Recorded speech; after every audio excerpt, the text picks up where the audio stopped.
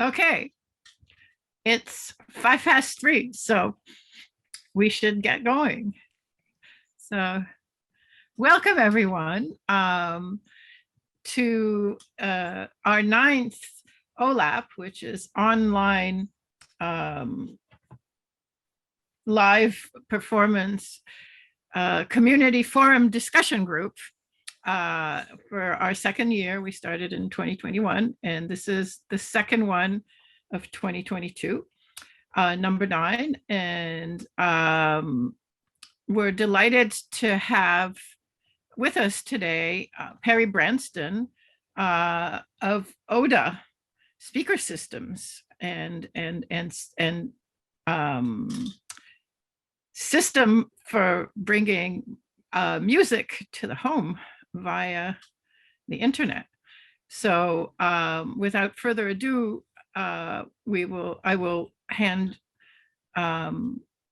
the microphone over to Carol Parkinson, who will introduce Perry.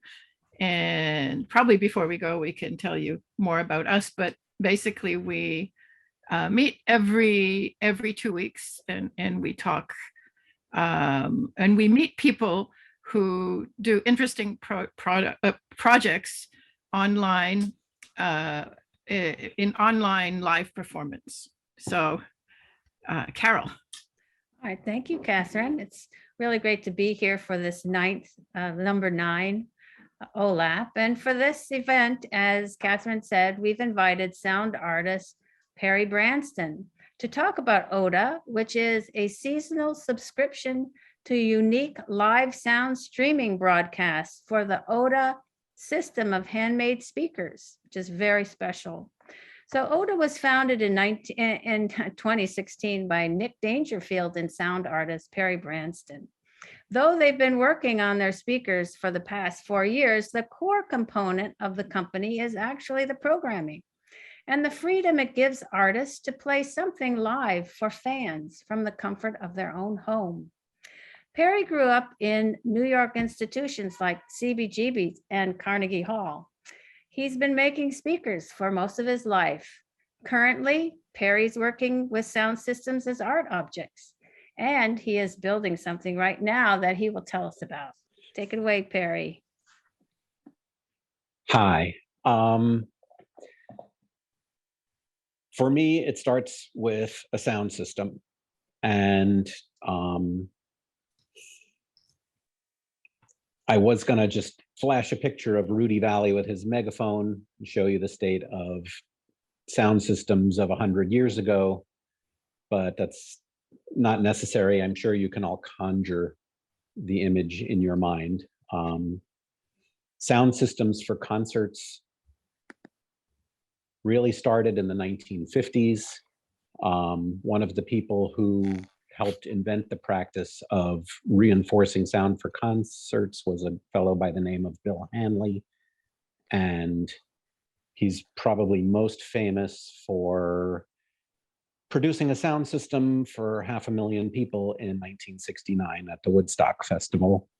Some people who worked for Bill Hanley were John Chester, Bob Goddard, Paul Stang. These are the people I learned about sound from. And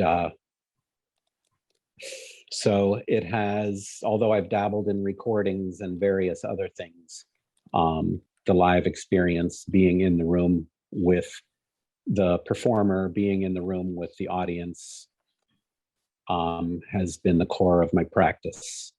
And while I was doing that, I was really experiencing, because I worked in so many different rooms, literally thousands, what happens when you put microphones and speakers into a room and turn them on, and the architecture rules. And so that has influenced everything I've built since I started to be aware of that. And it's not always the case. So I made a sound system art object, which I called Obila, and brought it into the workspace of Planeta, which was a product development studio run by Nick Dangerfield. They have developed many products for companies that are more or less visible. Something called Giphy is one of their projects.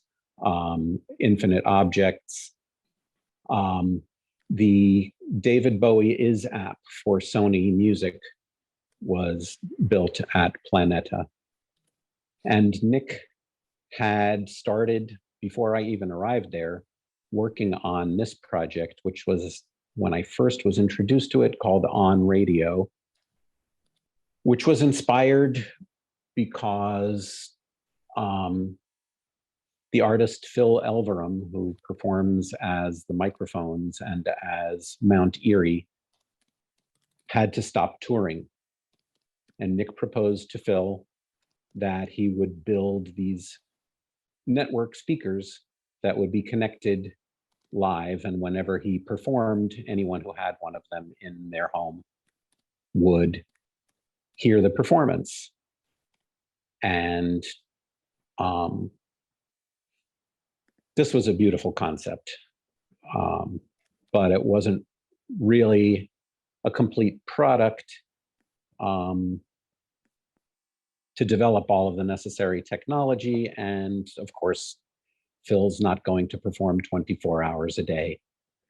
But from there, it evolved. The idea became, well, we get lots of performers who are interested in working this way and have them sell these objects to their fans. Eventually, what we came up with, by this time I was part of it, was to create something like a virtual venue where we would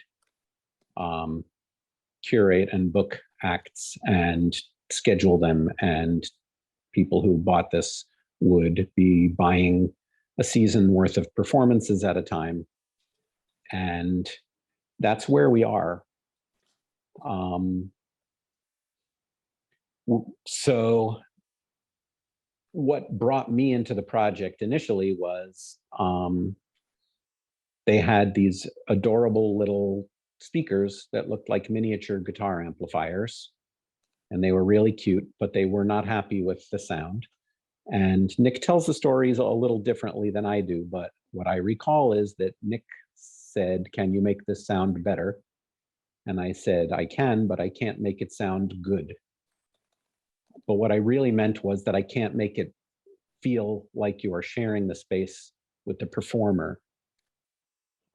For me, this was an enormously fortuitous opportunity because my interest in engaging with the space is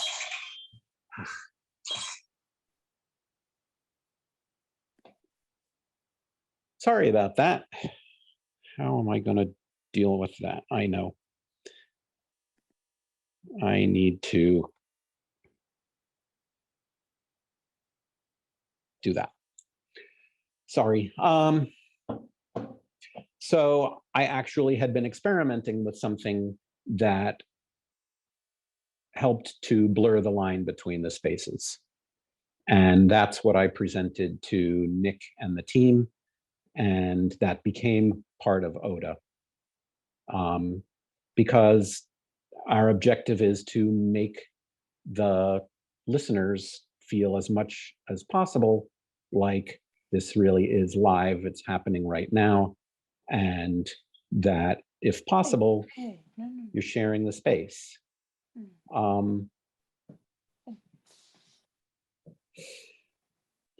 So what I came up with, I mean, I could talk about the speakers themselves all day long, but I'm going to try and just show you one ODA system and then get on to the rest of what we do. And I'm going to show you mine.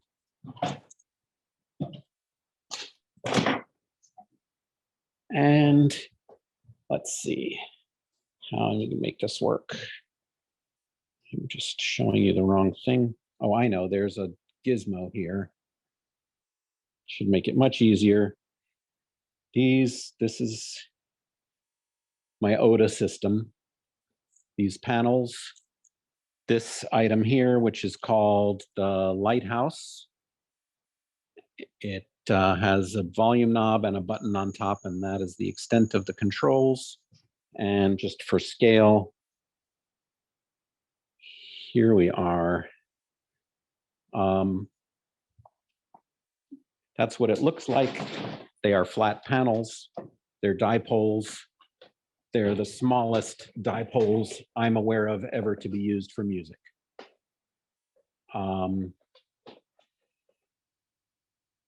And they do give you, they make stereo work. Stereo is an incredible invention. It came in the 1930s, and the people who heard it at the time recognized that it was inevitable. Although it did take some time. By the 1950s, most of the music that was taken seriously was recorded in stereo, and typically with few microphones, which was how the invention worked. Stereo is a huge thing now. There's a whole industry of audiophiles, of people who spend vast sums in order to do that same thing, blur the lines between the spaces, make you feel like you're present with the performers. And that's what I was aiming to do at a price point and a reduced agony factor versus making a dedicated room, treating it, so on and so forth. And to some extent I've succeeded. These make you experience stereo in the way that it was invented. So that closes, so what we have is a closed system. You hear the music on our speakers and you hear it from our sources. We engage with various artists. If you look on the website, you can see the entire program since the introduction.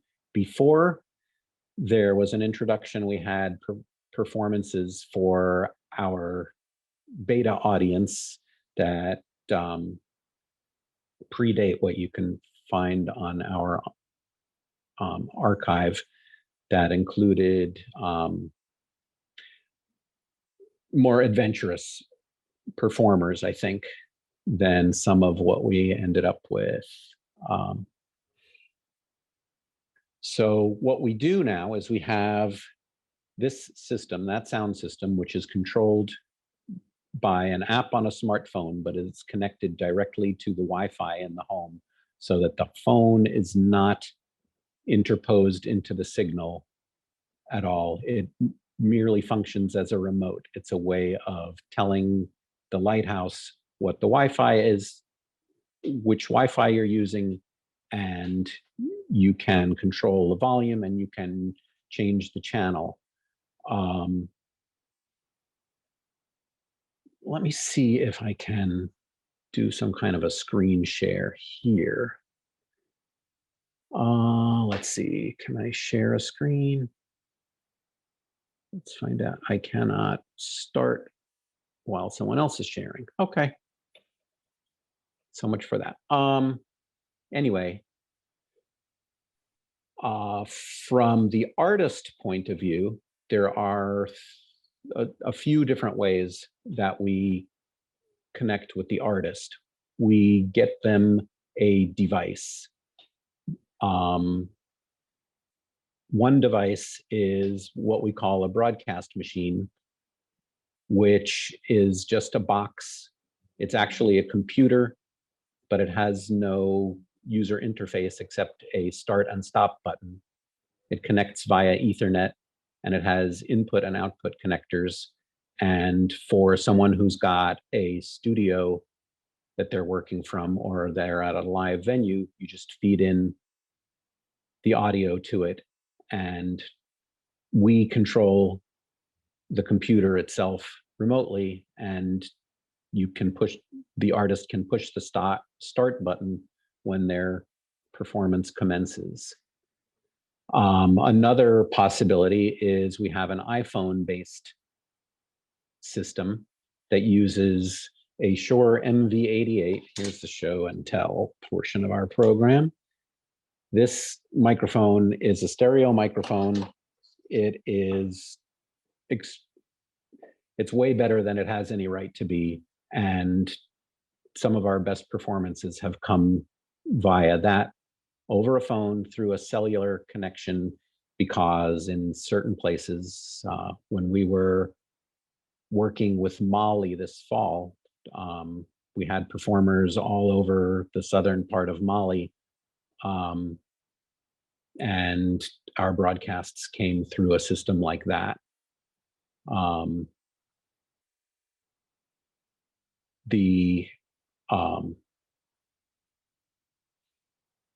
There's another system that we use, which is a lot what by the hour most of our content comes through, which is a different sort of a computer that is not portable, that's installed with a set of microphones in a weatherproof housing.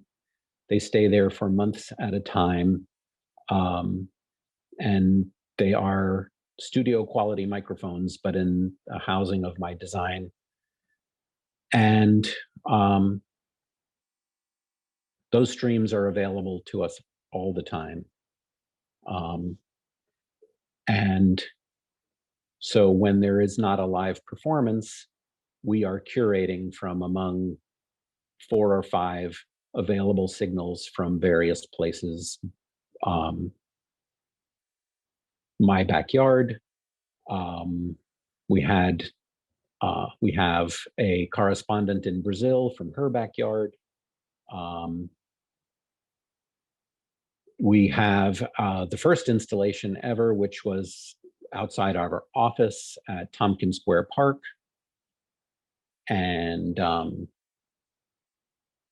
for a while, when we were doing the Mali project, we had soundscapes from Bamako. And we have an installation on an island in the Caribbean. And we have more in the works. So these are fixed full-time installations. And I had planned to start bringing performers to some of these spots and having them perform live. Unfortunately, where I had originally planned to do that, we lost that location due to a fire. It was in Catskill, New York, at an animal sanctuary. And we used to listen to the farm animals that were resident there during some of the downtime. And I think I'm listening to, I should be able to tell exactly what I'm listening to by going on this website.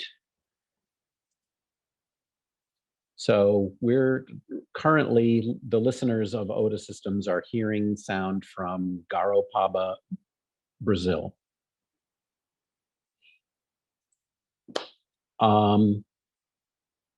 So once we have an artist who has one of the various broadcasts in mind, we have one of our engineers working on a control panel that is basically a web interface for us that enables us to select the performance, add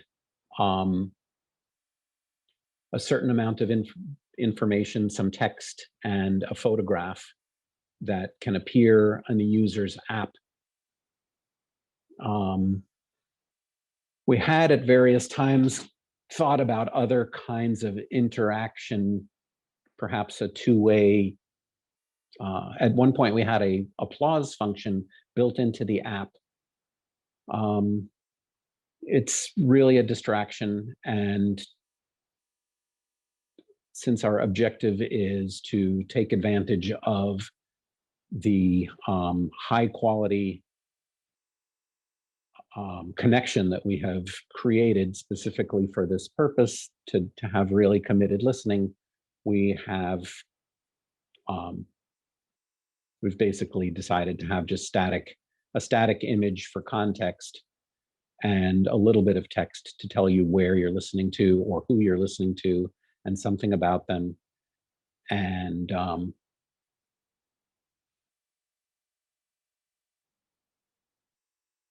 that's more or less what the system is. Some of the performances that we've had have enabled us to explore ways of becoming really intimately acquainted with the artists. When we had Phil Elverum perform, when finally that happened, which was not right away, he being the artist who inspired the system in the first place, it was from his home in the state of Washington. You could hear his daughter sometimes in the background. We were listening to his backyard before he performed. And the performance was as though he were performing to a person in his living room.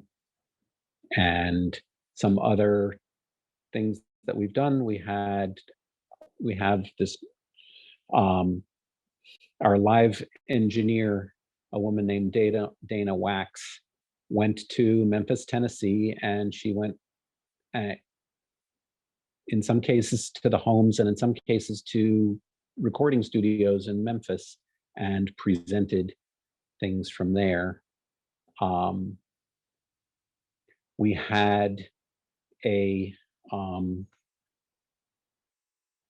performance in the neighborhood where I am right now, co-sponsored by ODA and the Louis Abrams Theater. It was at St. Augustine's Church. The artist Kia. I'm going to share, see if I can do that now. Share a video that includes our audio.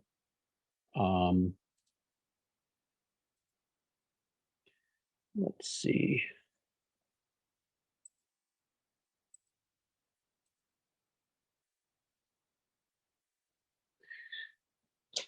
It should give you if you just listen to it, you'll get something similar to what we provide to the listeners, but it's terrific for giving you the context of the performance, and you can see Dana engineering in the video. These are some really exceptional events, and it's a terrific thing to participate in, but at the same time, I think we haven't experimented completely with what there is, and I'm hoping that we will get more ideas, possibly from the people currently here today, about things that we can try to do, because we now have this entire infrastructure, a way to capture audio,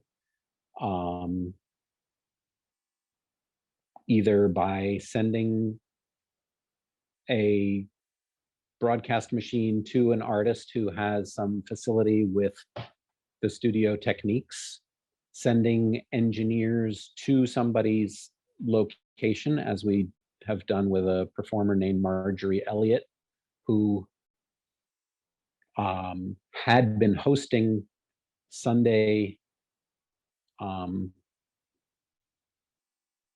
events at her home in Harlem for years, and with the pandemic couldn't do that. At that moment, we happened to connect with her, and We sent one engineer to her house with microphones and so on, and captured really beautiful performances for what otherwise would have been her audience.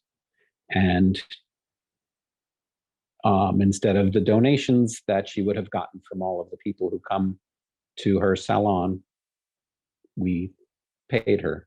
The way we operate, it's like a venue. An artist will get paid. So we have reduced our operations a lot lately. There are about 1,000 ODA systems out in the world right now, and it's not quite a large enough user base for the subscriptions to pay performers very often. So we're moving much more slowly, but we're very interested in how else we can use our infrastructure to present more kinds of performances, locations that might otherwise be difficult.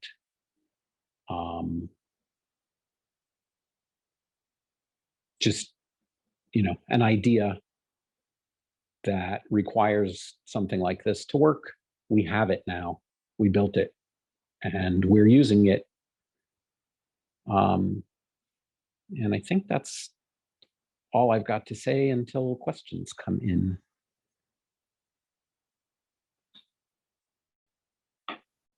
Thank you, Perry. That was super. Very nice. Yeah, a very thorough introduction, and thorough and explicit. No, and it's great even for me. Like as you remember, Phil and I were one of the test performers, and so was Shelley Hirsch, and I don't think any of us knew that as much about the system as I just found out now. So we had, speaking of learning from artists, what we can try to do, we had a collaboration between Shelley Hirsch and Cabaret that really put us through our paces because they wanted to collaborate. We don't have the facility to mix the incoming streams that we send out because this is really meant to be as direct a connection. Nick likes the analogy of two cans and a piece of string. So what we had to do was switch the sources between them and develop means of communication and working through the little bit of latency that there is in our pipes, so to speak. So we kind of reinvented our user interface of engineering in order to be able to bounce back and forth between Ka and Shelley. And it wound up being one of the best things we've ever had. And I'm really sorry that it wasn't performed for the bigger listenership that we now have. I had a question. So along those same lines, then do you see collaboration between two locations as a future direction, as opposed to broadcasting from one location? This is definitely something. One of the things that we tried was to have an association with a venue that couldn't have an audience in, and connect them to our audience. There are problems associated with this, partly just in the curation and partly because the venue engineer did not understand the nature of the presentation of the ODA system in the home. But that's a solvable problem. So we would do something like that, certainly. But we've also considered using our infrastructure to move a performance from one venue to another. And there's no reason why it couldn't go back and forth between two venues so that you could have multiple stages and the capacity of a couple of rooms. And we've talked about it. We just haven't put together a relationship yet that we liked. Can I go on? So I am Keep very going. curious because just in terms of the numbers, so you have about 1,000 subscribers all around the world. And then how much is it to purchase the speakers? Well, this is a big issue for us. When we started out, we were able to produce the speakers for our cost with no margin, a few $100s. And we were selling them essentially at cost in the beginning and then a little bit more. But with the pandemic, the costs of production, and in particular, the cost of shipping, you've heard about the chip shortage, that affects us tremendously. The cost of shipping has literally gone up 5-fold. And we can no longer afford to sell the system for what we think it's worth. So until that changes, we can't really expand the base, but eventually it will change, or we will come up with a different way of producing them. Just now, this is a constraint for us. It's, once again, it's something that we'll solve. It's not instantaneous. But couldn't they use, the person in their home could not use their own speakers then? That's what you're saying. Well, at the moment, it's the closed system. We've got the pieces in place to do something else, but it's not, I mean, this is something that Nick would answer better than myself. Unfortunately, he couldn't be here today.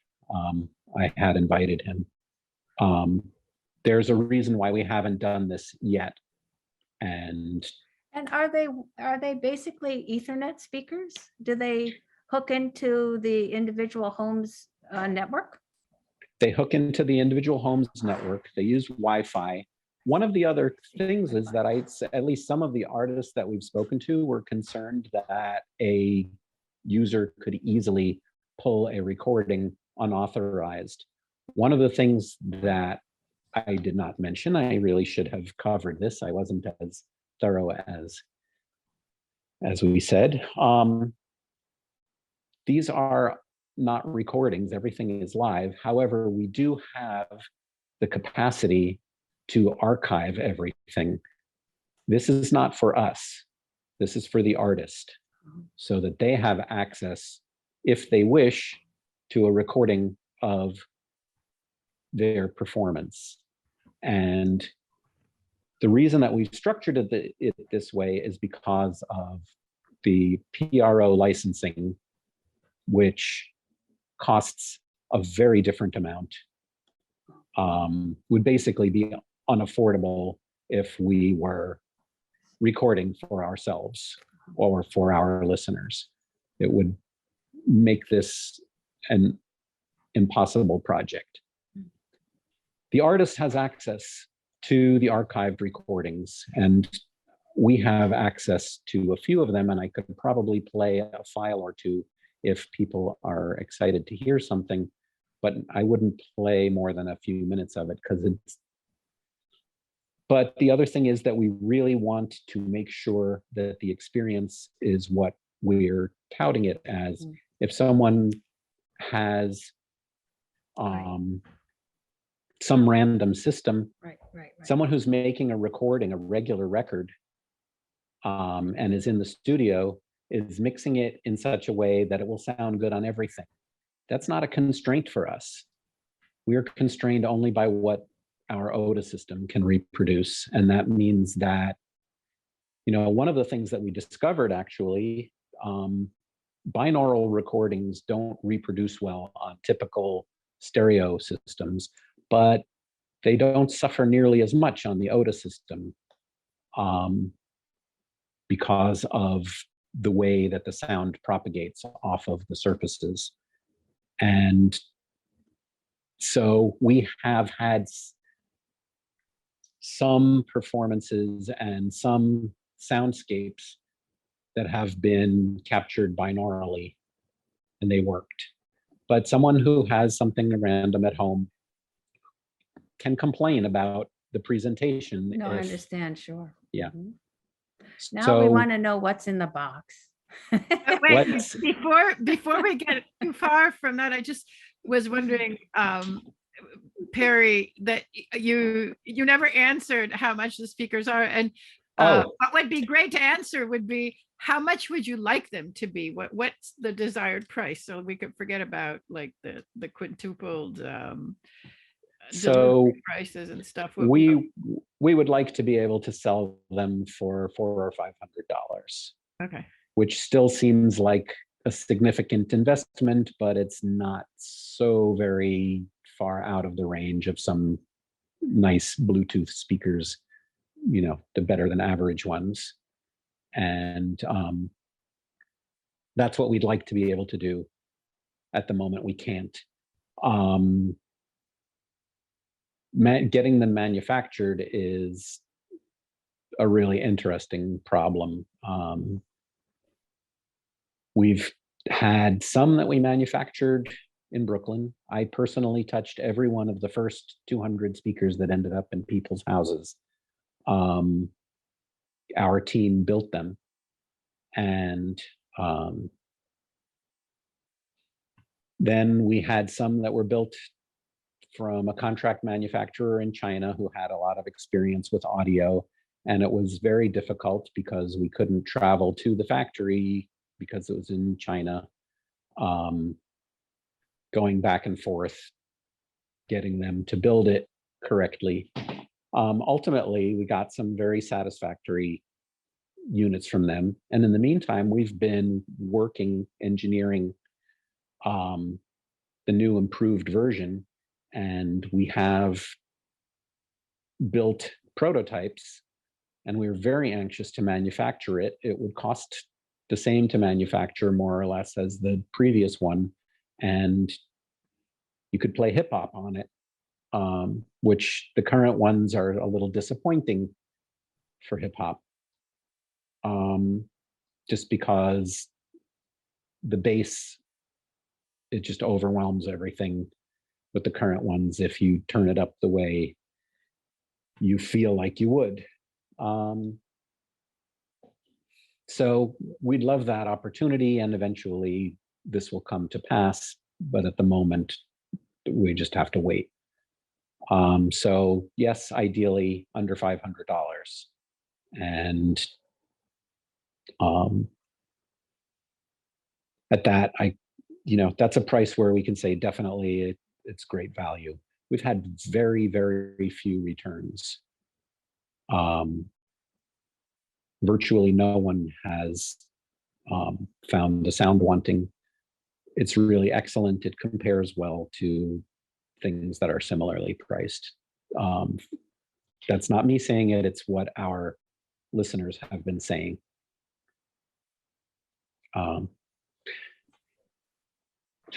Did I not answer something?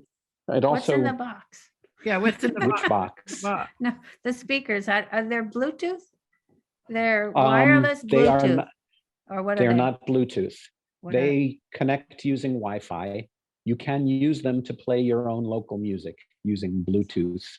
But our signal requires more bandwidth than Bluetooth can accommodate. And so it connects directly to the Wi-Fi network in your home. And the app on the smartphone functions as a remote control. Once you've set it up and told it what your Wi-Fi is, you don't actually ever need to open that app again. But if you do, you'll get a picture of whatever's currently coming out of the speakers if you're listening to that. And there's a hardware input. yes, there is a 3.5 millimeter stereo jack into which you can plug something. And several of us have put together an arrangement to have a turntable playing through our ODA, which is great, assuming that your turntable is not sitting on the same platform as your ODA, because they will feed back. And can you connect them via Ethernet or Wi-Fi only? It's Wi-Fi. There's not really room on our circuit board to put the RJ connector for the direct Ethernet connection. Do you think you will benefit from 5G? I guess 5G is coming out, right? Yeah, where that's going to actually pay for us is artists using app-based broadcasting. The bottleneck, the ultimate bottleneck, the reason why we have the other hardware has to do with the phone itself. When we use the phone-based systems, there is a kind of automatic gain control sound when there's high dynamic range situations that's audible. And aside from that, you mostly don't notice the degradation, but it is about 3/4 of the bandwidth of what our other hardware is. So it's quite good. 5G will improve our ability to establish a good, solid connection for a performance using the phone-based system. And I'm looking forward to that a lot. But the existing phone connections in a place like Mali in Africa are good enough for us to be able to host really brilliant performances. So the Shure MV88 Plus captures a kind of stereo that really excites an ODA system, makes it work, brings it home. It's the Shure MV what? MV88 Plus. It is this package. It comes the way you see it with the tripod and everything. There's a holder for the phone here. And they're not paying me, sadly, to pitch this thing, but we use it a lot. And it's a USB microphone. It's yes. Yeah. It can connect to the phone directly through the Lightning port. Our other schemes, I mean, for Marjorie Elliott, we had some AKG,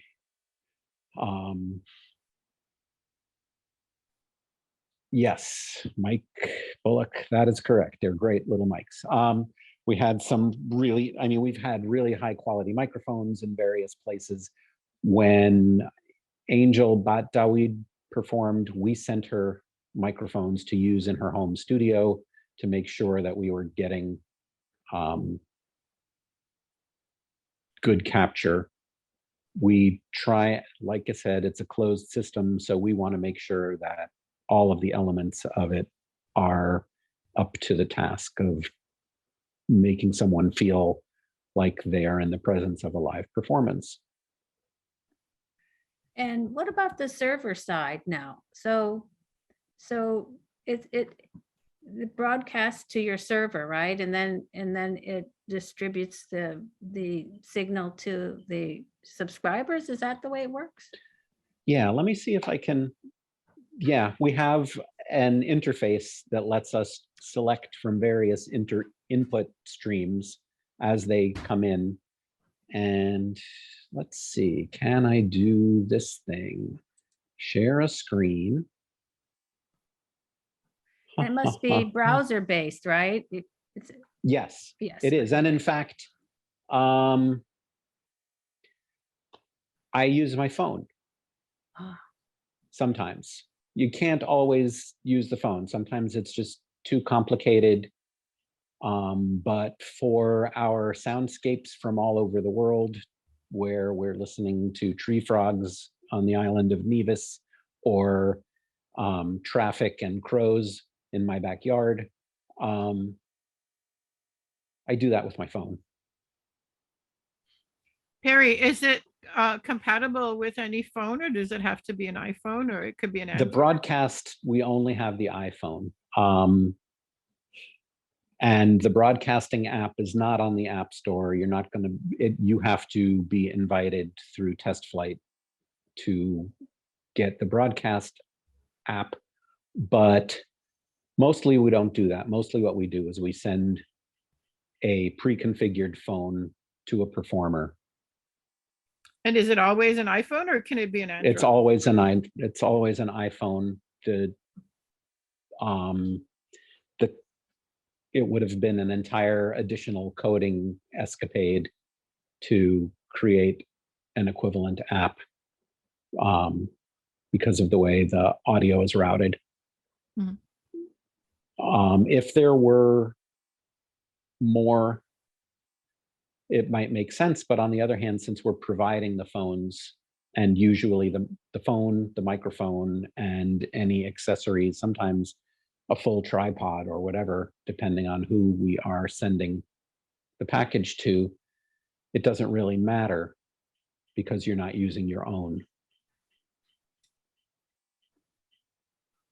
Oh, and I just wanted to mention you were going to share something, but remember, if it was through your laptop, remember Yes. we had you turn off the video, so don't forget that you need the video on too.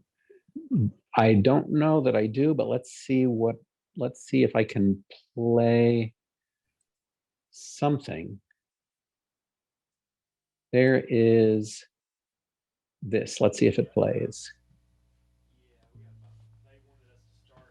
Okay, this is a roll up. Are you hearing some voices? Yeah, but it's not very loud. You could make it loud. Okay, let's see if I have a volume on this. Anyway.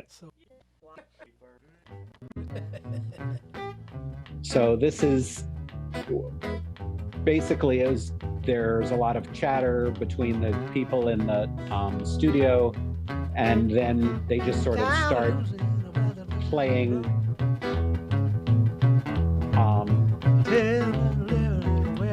but this is Don Bryant, who's sort of legendary Memphis guitarist. I'm not gonna play all of this stuff. Awesome. It's not really, but that's kind of good. I wanted to play a little bit of Marjorie Elliott for you, which is kind of wonderful because she came up with an approach that makes it sound like you are in her salon. If I can find. Was her that an output? What we heard, was that an output from the board going into That your was little actually, box? that was, yes, that was, what that was is just what lived as an archival capture on our server of a sound check. And let's see, there's Terry Riley, Dara Dorian, who's that one? Laraji. Laraji has been a very frequent performer for us, which has been a lot of fun for me.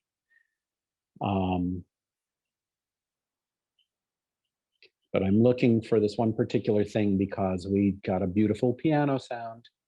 We got a beautiful patter from Marjorie.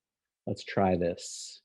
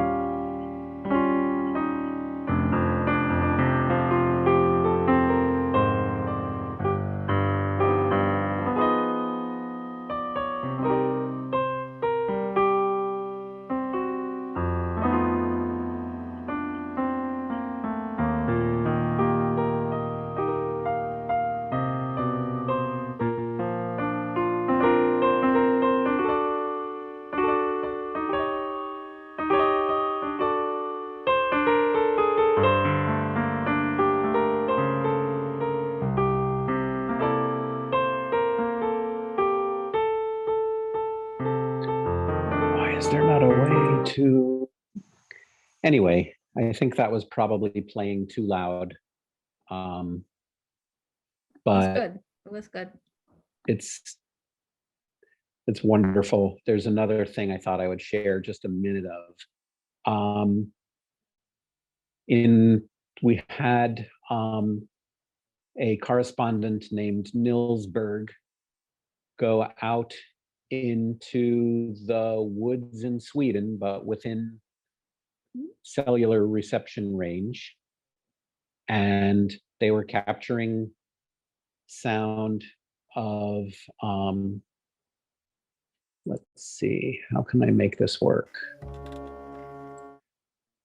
They were capturing some nature sound, but they also then performed in the same spot. And rather than take it from the beginning, I think I'm going to jump right in the middle.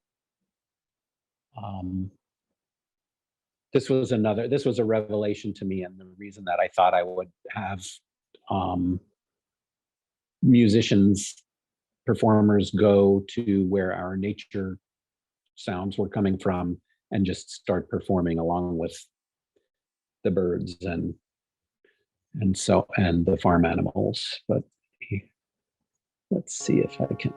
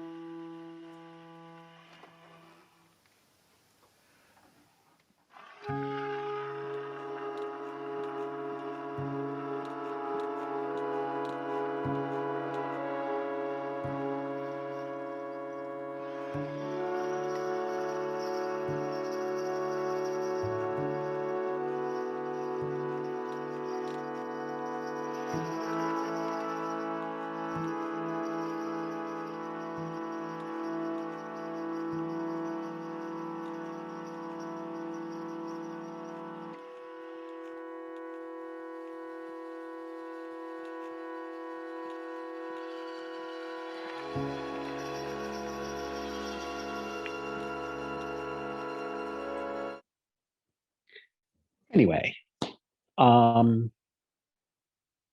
so we established a relationship with these people.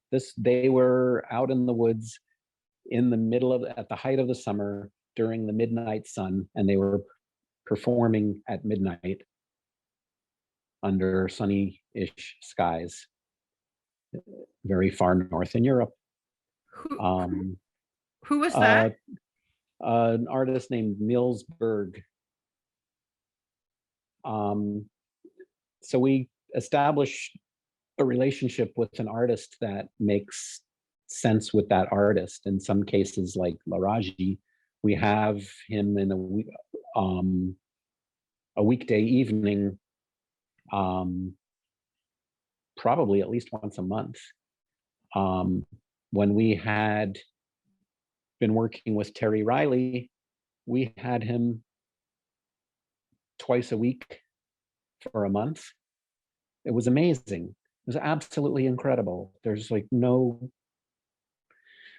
other way to have this kind of an intimate connection with a performer that, as the time goes on and they start to really feel like they know there's an audience there, the kind of communication that happens there's nothing else like it. Who else have we done something like that that's long term? We've had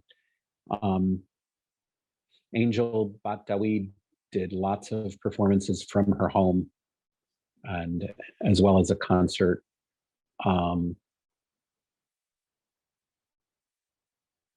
The performance that I sent the video link to, Kaya, really, she worked with us a lot, culminating in that several hour piece at the church. So there's a relationship that we build with the performer and a relationship that we build with the listener that we try and make that connection, like the connection in our server, to be as direct as we possibly can. And so when there is written content or photographs that are provided by the artist, that's what ends up appearing on the app and on the website when that's appropriate. And how do you find your artists? That's not my job. Ah, I see. Which, it has its upside and its downside, because I mean, when I was literally with our team building hundreds of speakers, I certainly wasn't also going to be going around trying to find people. On the other hand, I have relationships with artists I've worked with that I tried to trade on that haven't necessarily come to fruition yet, but it could. Dana, who is our live sound engineer, works with a lot more contemporary artists, and I think we connected through several of them through her. Eric Wells Nystrom, who was working on marketing for us for a while, who's very connected, brought us a lot of people. We thought we were going to have Pharaoh Sanders, but that did not pan out through Eric, who's worked with him. But Dana brought us our Brazilian correspondent, a singer named Luisa Matsushita, who was the front person of a band called Cansei de Ser Sexy from Brazil, had several records. She is now hosting Microphones in Her Backyard, where we listen to macaws and toucans and Brazilian cicadas and various other wild things, and motorcycles and barking dogs and everything else that's in a neighborhood. I'm asking too many questions, but I wondered.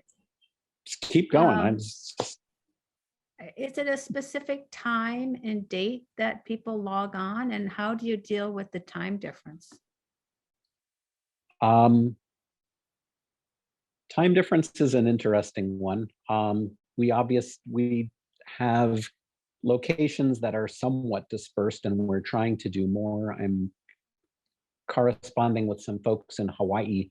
I have very high hopes for, just in order to give us more options at various times of day.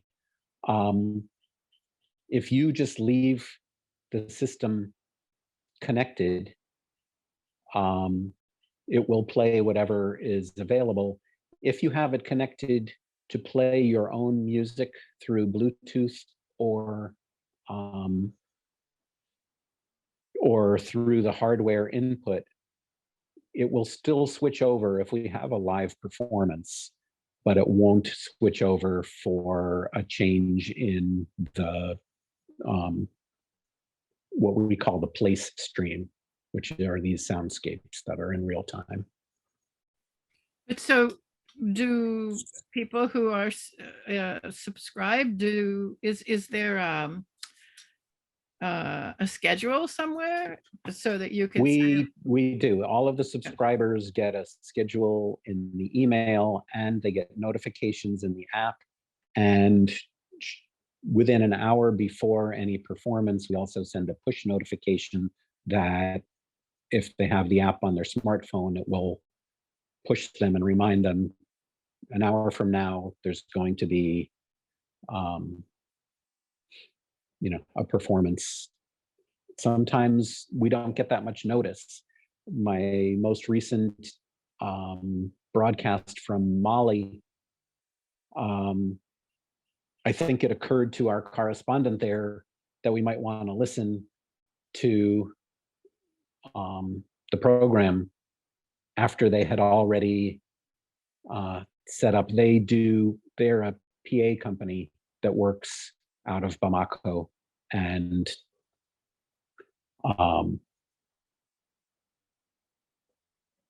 so it just, hey, would you guys like to broadcast this festival? And yes, so about 5 minutes beforehand, I sent out the push notification, special new broadcast from Mali. That was only a couple of weeks ago.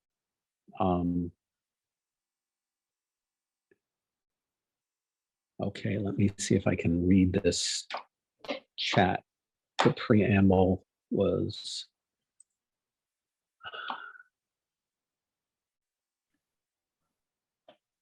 well,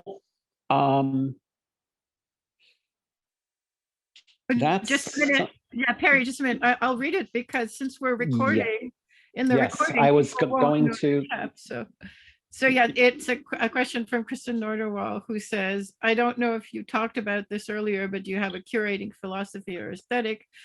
How would you describe that? What subscribers should expect? And this is a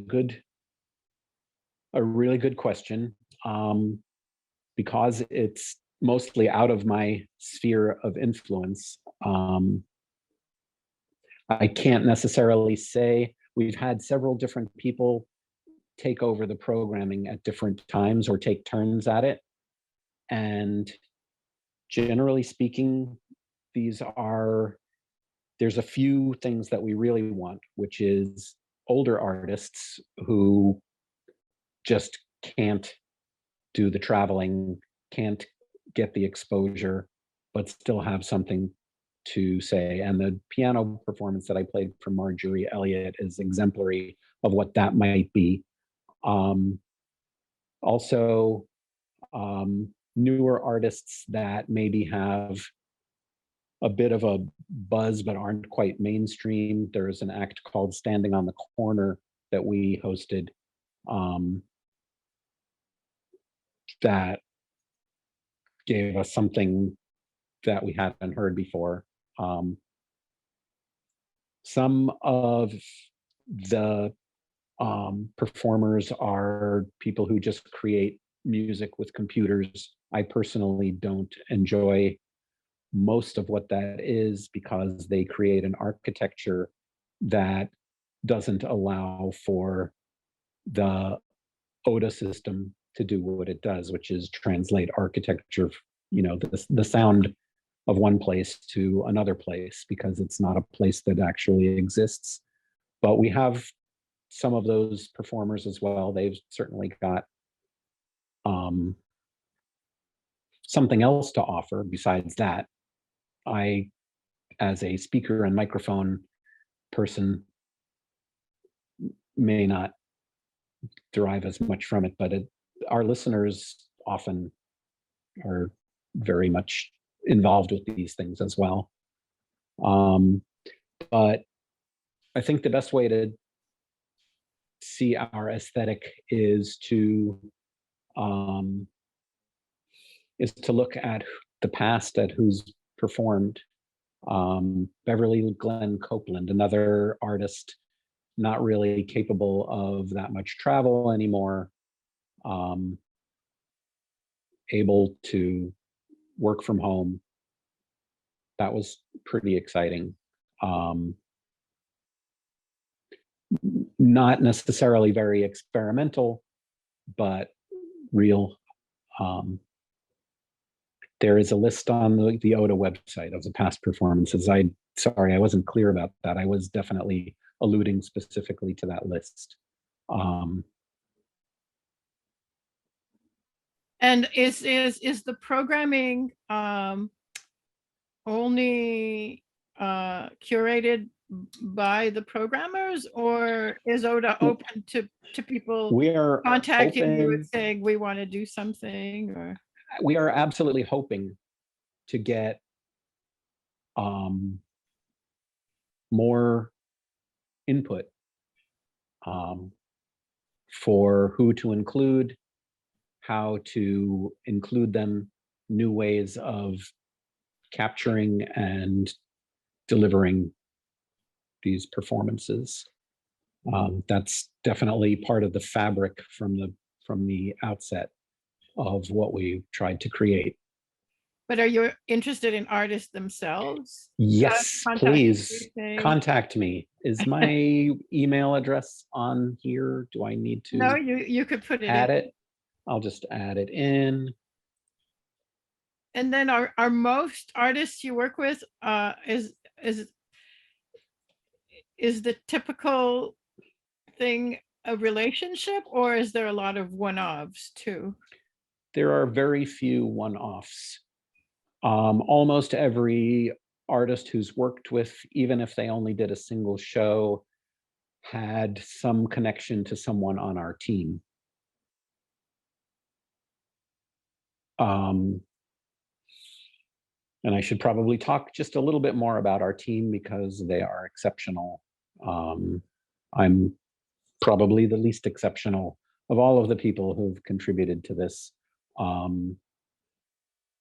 But we have Colin McCardle, who was a studio engineer and went on to creating digital things with an audio element to them, who's our chief technology officer. Dana, I mentioned, our live sound engineer. Laura Chen, Dan Brewster created the apps and interfaces and all the user and all of the visuals. Kelsey Lasser, who fills in everything that nobody else is doing at the moment. Nick is the ringmaster of our circus, Nick Dangerfield. Who have I forgotten? Andy Siegler, who's in charge of the hardware and made that lighthouse happen. Ben Zenker, who took my design for the speaker panels and engineered them into something that really delivers music.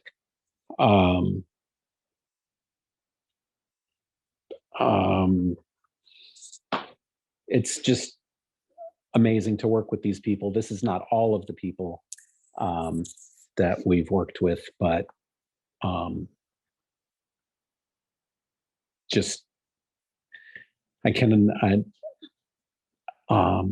remember everybody else. I mentioned Eric Wells Nystrom, Esther Kim in marketing, who developed our social media strategy, which isn't as fully developed because Esther found something else to do. Laura Searles Mohali, just amazing. Connected us with many of the artists that we had. She's responsible for our connection, I think, to Standing on the Corner, to Nelson Bandela, to some of the other performers. She's one of the people that went to Memphis to make those studio things happen. Yeah, just amazing people. There are people who were in the team more briefly, and Nick, as the ringmaster, curates the team in a way that I can't even begin to speak to. It's just amazing. Do you want to talk a little bit about how you design the speakers and what you're doing now for sound systems as art objects? What are you building? Well, I mean, the way that this came about is that I had built what at the time was I considered my signature piece, and you can see it on Oda's website because how I met Nick was that we brought in this signature piece, which served a number of functions, was designed to be a statement as an artwork and to be a system for parties and for performance. And there's a picture with a blurry me and a blurry Esther. But the system there, I call it Obila. And I brought that in there for 1 month of parties and demonstrations, and it remained installed for 1 month shy of 5 years because Nick would not let it go. And that was what caused Nick to ask me for advice on creating the Oda speaker.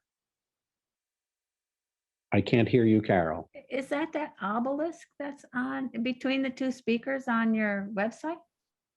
What, that must be the Wi-Fi receiver. There's That's the lighthouse. One of the images on the website shows some 8 foot tall, loudspeakers. Wow, they're 8 feet tall. Wow. Do you see they have, each one has a dozen woofers and 22 mid-ranges and 64 tweeters. And wow, where is that? I see. So there's that. Oh, I see. So I brought that in. So that's kind of an expression. That sound system was designed to engage architecture in a very particular way. Installed in the Planeta office, there's some sort of stereo everywhere in the room. The sound pressure level varies about 5 decibels from the loudest to the softest within the entire room, including if you're standing right next to it. Performers perform right in front of it with no monitors and no feedback. It is an example of my thought process, and that thought process is what went into these Oda panels. These differ from other speakers in several ways, but primarily they are very flat. They're only about 40 millimeters thick. They are the size of a record jacket. That was a very conscious decision because I felt like Nick had invented a new medium and I wanted to connect to my favorite medium, which is a box of LPs.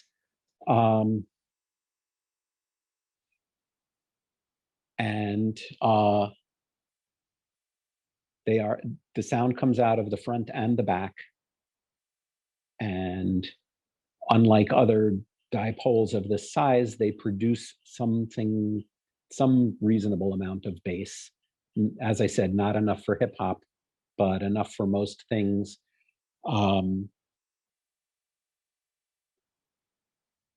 And they're not so very hard to place in your space. They do need to be away from a wall, and they do need to be on a horizontal surface. You can't hang them on the wall because when you lose the back wave, it ruins everything. So there are constraints.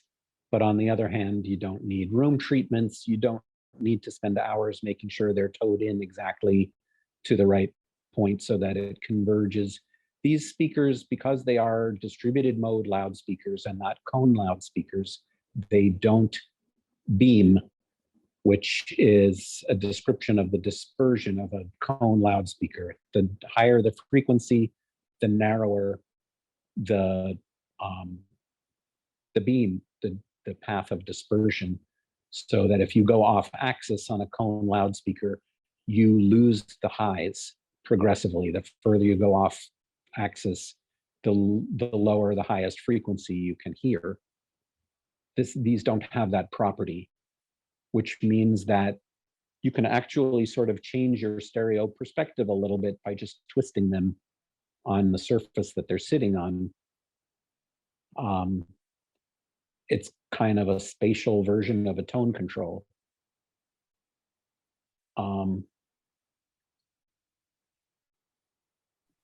What Awesome. else would you like to know? What you're working on.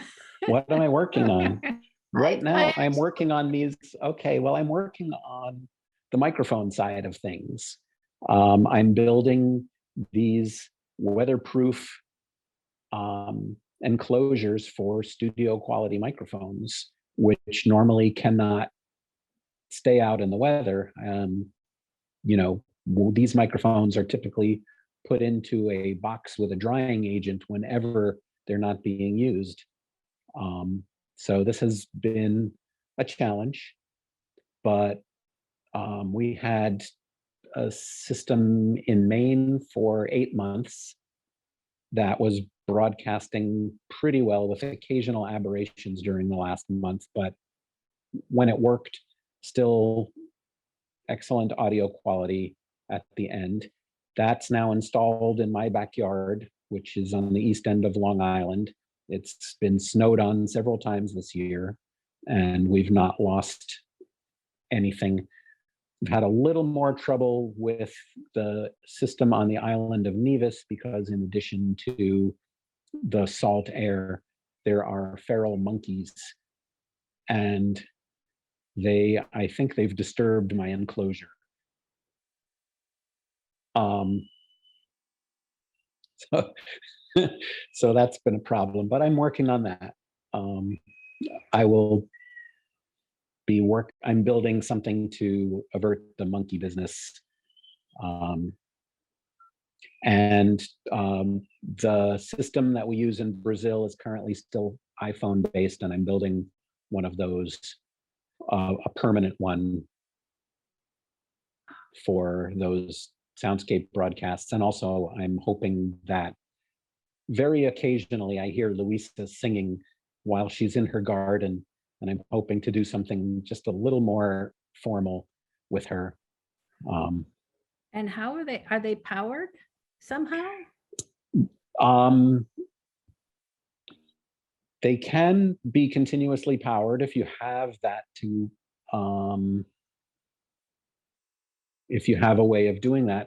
Luisa brings the phone into charge every day and then puts it out into the yard. Hi. We have questions. We have one from Kristen, and there was already one from Mike Bullock I see. asking, are these soundscape streams all on Oda or any of them on the web? They are all on Oda. If you get an Oda system, these come regardless of whether your subscription is up to date. They are there. There's probably a way to tune in. I am sharing sound. I wonder if I can do this. That has just occurred to me. Let's see.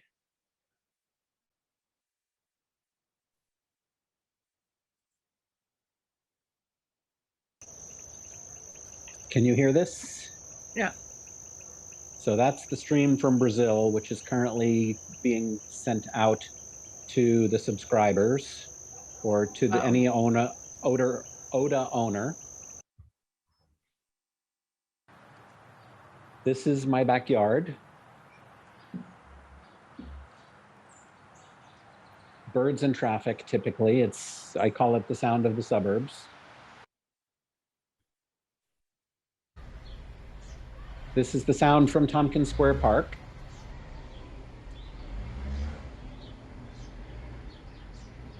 It's market day today. This is the sound from Nevis.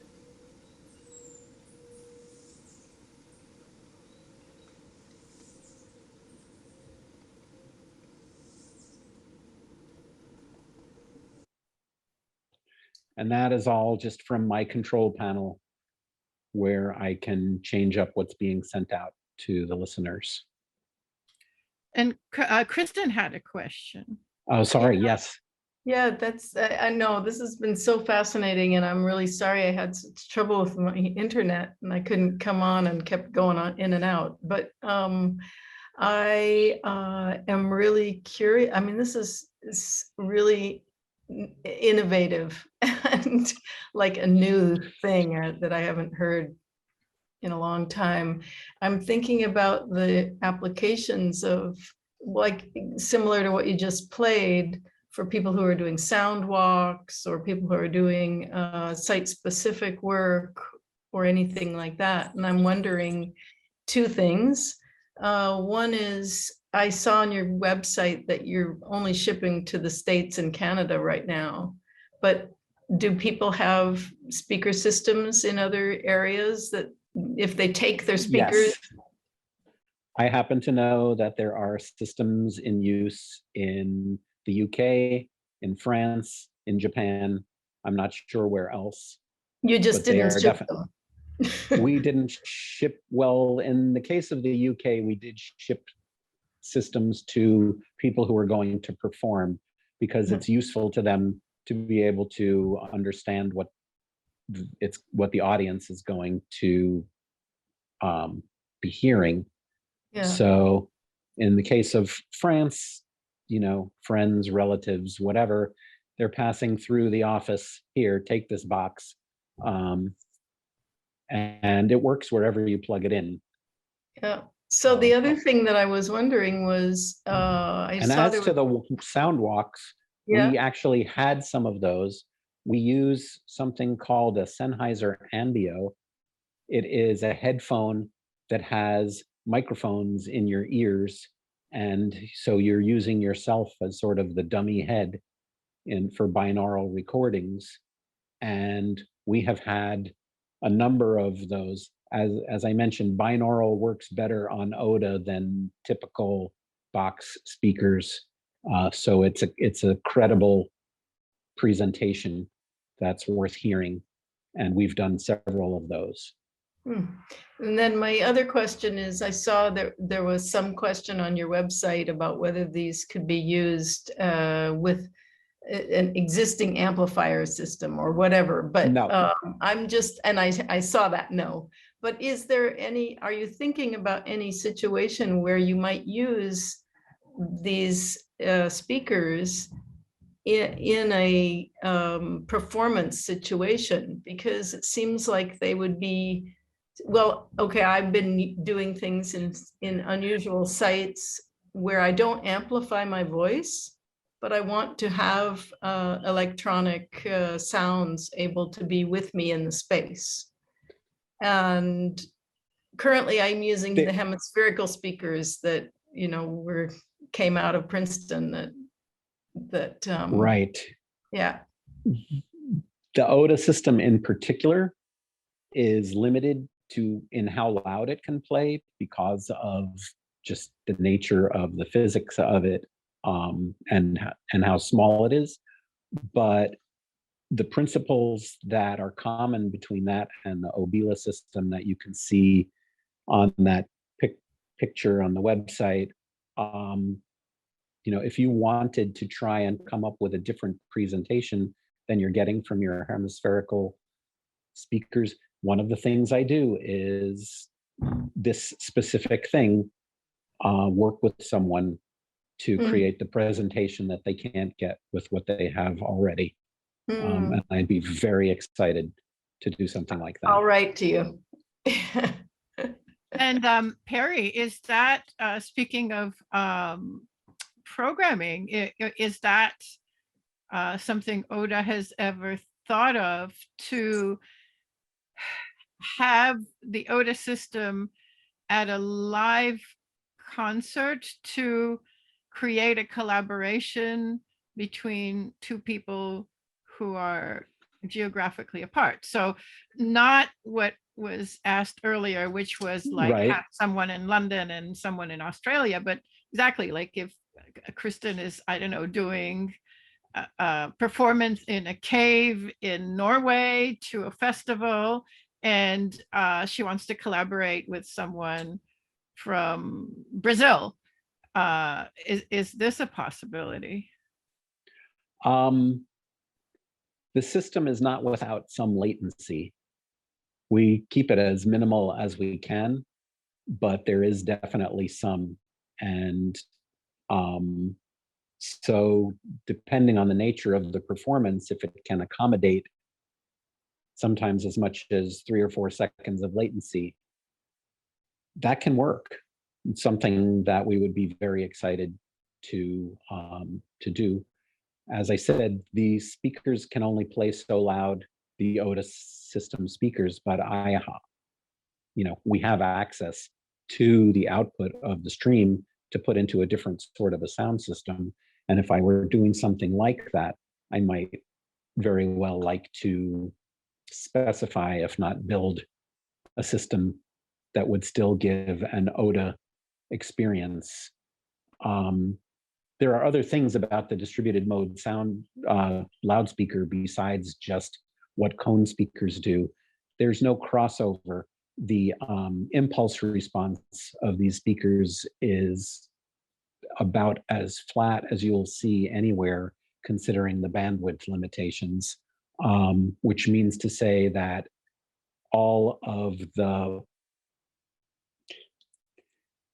the different frequencies maintain the time relationships that they had coming off of the microphone. It's important to that sound of immediacy, and it's one of the reasons that a lot of recordings that have undergone a lot of manipulation, and why almost anything coming out of a speaker with a crossover, unless it's incredibly sophisticated, never quite maintains that sense of immediacy. So yes, that would be important in a PA, in a public address context as well, that we would want to try and create something that conserves the time relationships so that you still get that feeling of impact.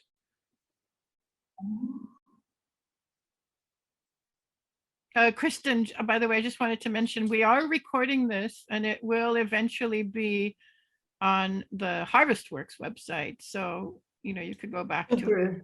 So then I can listen to the beginning that I missed. Yeah, great. So does anyone else, we've been with Perry for an hour and a half now, which has been fascinating. And we can, by all means, continue talking to Perry, but we also always announce that this community discussion forum is also for anyone who might have any other questions or concerns about any kind of online live performance. So if you do have, or announcements even, or trying to figure something out, so by all means, bring that up if you feel like it, because there's often people signed in here who know about stuff like that, or if you just want to tell us about a project or an idea, that's great. And if you have more questions or comments for Perry, that's absolutely wonderful too.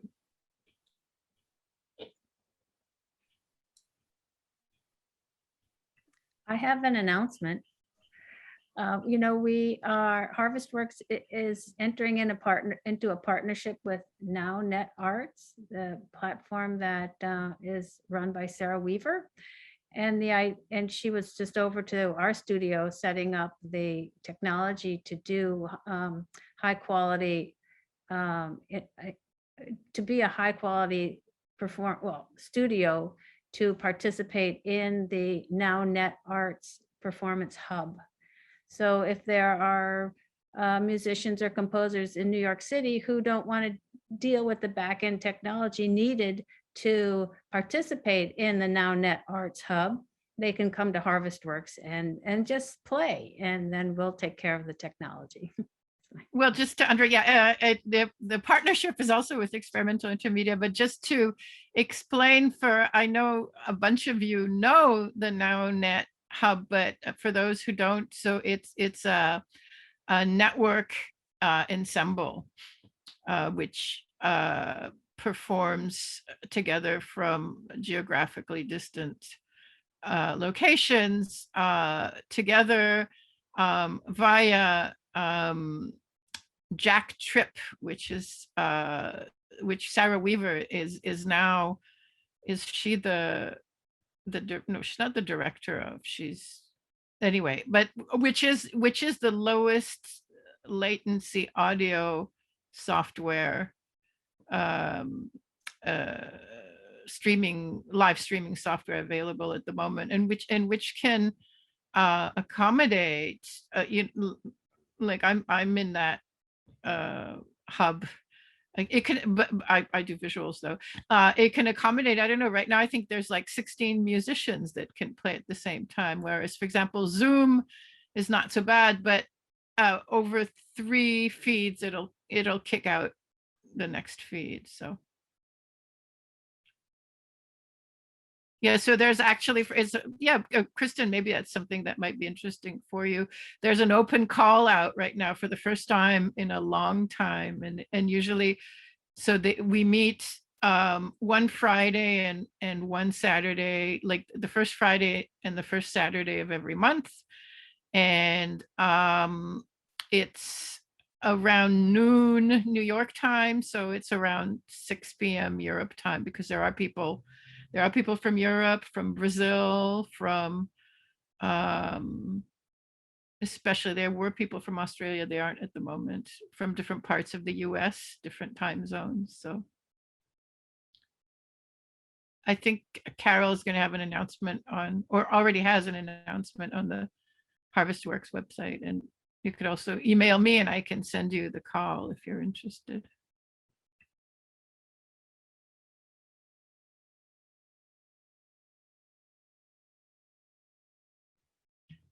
And if nobody's asking or saying anything, also, if Perry wants to tell us about anything else, or maybe because Perry, you're a sound artist, so is any other projects you've done or you were interested in doing or are eventually interested in working on?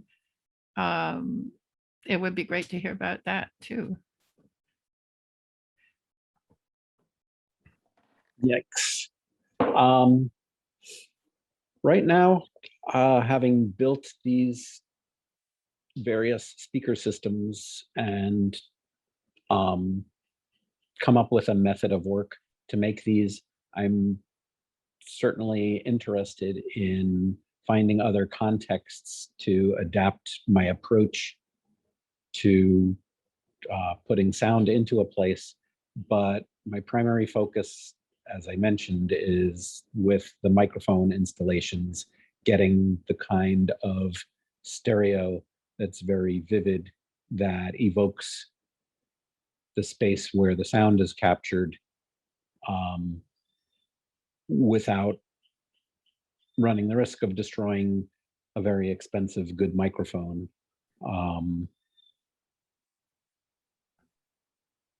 So those are the things that I'm working on.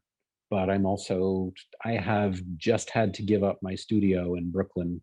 The shared workspace that we had is, well, it went out of business. And I had to move all of my stuff to my garage. And when the weather gets just a little bit warmer, I think my principal project is going to be making my garage into a viable workspace. And so that's what I'm working on. And you mentioned that you were looking for a place for your Obila speakers. This is true, actually. I have the 8-foot tall Obila system. It's 2 loudspeaker towers, which are open baffle and about a little over 4 feet wide and about a foot deep. And they work best when the ceiling is 96 to 100 inches high. And if anybody wants to live with those for a little while and has a room that can accommodate them, or know of a place where maybe there is a sound system wanting, they work quite well for live performance in the right size of room, as well as being pretty awesome for listening to orchestral scale of music. And of course, I designed them very much with disco in mind as well. If nothing else, it helps to get sponsorship if you can tap into the Loft Disco network, because there are people who care about sound and care about the presentation, and so that has worked well for me.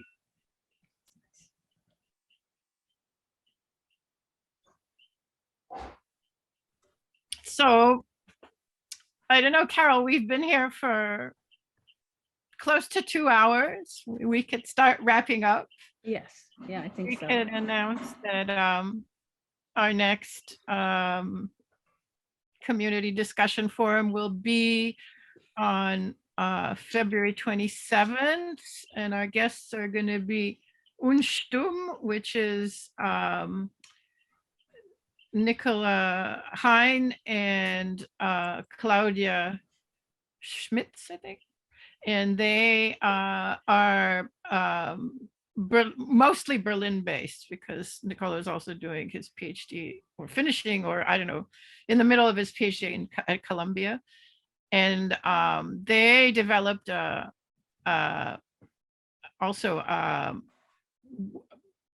network-based app for like live network performance, but which creates visuals for smartphones that you could kind of superimpose onto anywhere you are.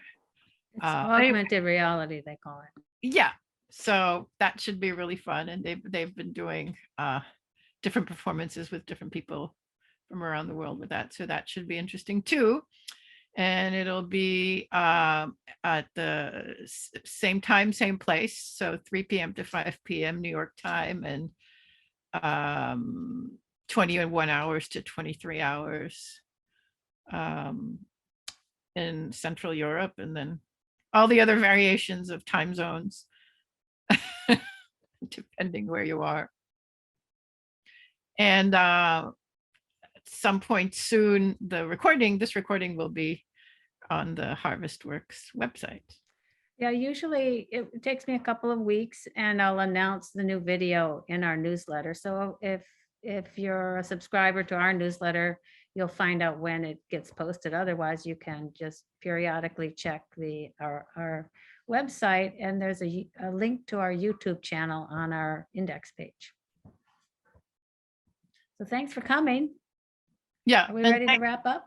Yes, and Perry, a huge thank you for a really fascinating presentation. Thank It was you. wonderful to meet you. Absolutely wonderful. It's been my pleasure. And feel free, I've posted my email address. Get in touch with me if you have any further questions or any new ideas, something we can use the ODA platform for that we haven't thought of or done, or anything else, and share what you're doing. I'm Sounds awesome. excited to hear about all of it. And hopefully also meet in person sometime in the not too This can happen. I think we've figured out that this can happen. Thanks so much. It was great. Thank you. Thanks. Okay, then I'll Nice sign to off. see everyone. We'll start Bye, it. everyone. Bye. Bye.